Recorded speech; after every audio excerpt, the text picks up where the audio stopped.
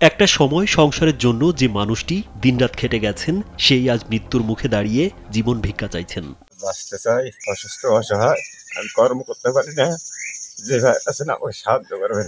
ইটভাটায় শ্রমিক হিসেবে কাজ করতেন শহীদুল ইসলাম। যা উপার্জন করতেন তা নিয়ে টানাটানি সংসারেও সন্তুষ্ট ছিলেন তিনি। কিন্তু 2 বছর আগে কাজের সময় হঠাৎ অসুস্থ হয়ে পড়েন। হাসপাতালে ভর্তি করলে পরীক্ষায় ধরা পড়ে তার পেটের নাড়িভুঁড়ি উল্টে গেছে।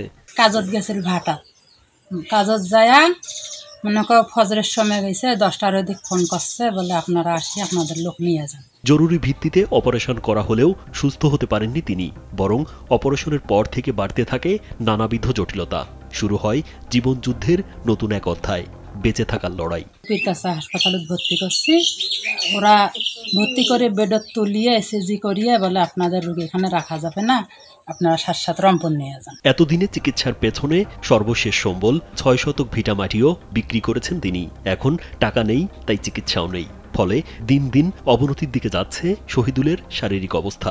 বাড়ি ভিটা বিক্রি করছি, গরু ছিল তাক বিক্রি করছি, করার পরে চিকিৎসা বাবদ করছি। চিকিৎসকেরা জানিয়েছেন তার পেটে বাসা বেঁধেছে মরণব্যাধি, ক্যান্সার। উন্নত চিকিৎসার জন্য বিদেশে নিতে হবে, লাগবে 10 থেকে 15 লাখ টাকা। কিন্তু এত টাকা জোগাড়ের কোনো উপায় নেই শহীদুলের পরিবারের। বাইরে নিয়ে যাইতে বলছে, বাইরে নিয়ে গেলে 10-15 লাখ টাকা লাগবে।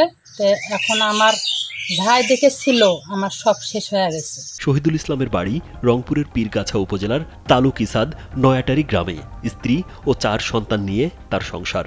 শহীদুলের স্ত্রী রহিমা বেগম কিভাবে স্বামীর চিকিৎসা করাবেন, কিভাবে চলবেন, এই চিন্তায় যখন দিশেহারা, তার মধ্যেই আবার বিবাহিত এক মেয়ে ঘাড়ে এসে চেপেছেন। তা মেয়ের বিয়ে দিছে, তাইও আসি মাথার উপর। শহীদুলের স্ত্রী রহিমা বেগম জানান, যা ছিল সবই চিকিৎসার পেছনে শেষ করেছেন। এখন থাকছেন অন্যের জমিতে। আমার সব শেষ হয়ে গেছে, এখন আপনাদের একটু সাহায্য চাই আমি। শহীদুলের মা সমীরন বেগম চোখের সামনে ছেলের এই করুণ অবস্থা যেন মেনেই নিতে পারছেন না। অশ্রুসিক্ত নয়নে জানান, তিনি বেঁচে থাকতে যেন ছেলের মৃত্যু না হয়। ছেলের সুস্থতার জন্য চান সবার সহযোগিতা। সন্তান না হারা কি করি, মোর করার মতন কিছু নাই বাবা। এখন তোরা গুলো যদি আল্লাহ যদি সহায় থাকি, তাহলে মন করো মোর বাচ্চাটা রাখলে চিকিৎসা হয়ে। শহীদুলের প্রতিবেশীরা জানান, সাধ্যমতো সাহায্য সহযোগিতা করেছেন তারা। বিত্তবানদের এগিয়ে আসার আহ্বান জানান। আমরা যতটুকু করার দরকার অতটুকু করছি। এখন সে অসহায়, দেখার মতো কেউ নাই।